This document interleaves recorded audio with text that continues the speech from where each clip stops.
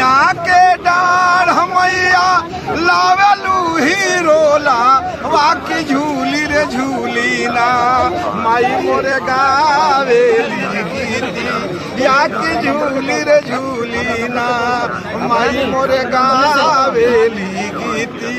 या की झूली रे झूली ना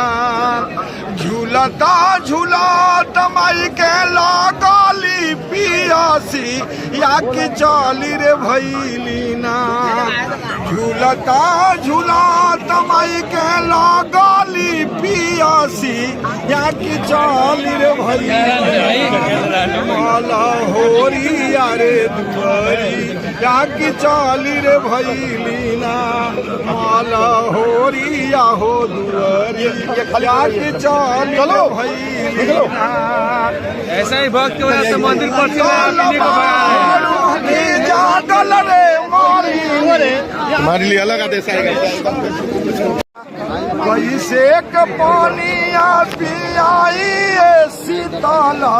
मैया मोरा रे गोदियाना खेले सुंदर रे ललाना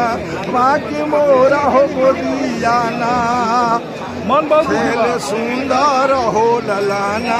बाकी मोरा रे गोदियाना सोने के खटोलावा मालिक बालका सुतई बुकिया जुर खेली है ना सोने के खटोलावा मालिक बालका सुतई बुकिए के छाके ना हमके पानिया हो पियई बुकिए के छाकी ना हमके पानिया हो पियई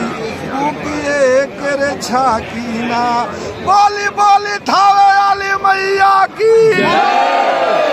आज माँ के दरबार में खुशी हम लोग मना रहे हैं क्योंकि पप्पू पांडव की दरबार हो गया है कि आज मुकुट पहना जाएगा।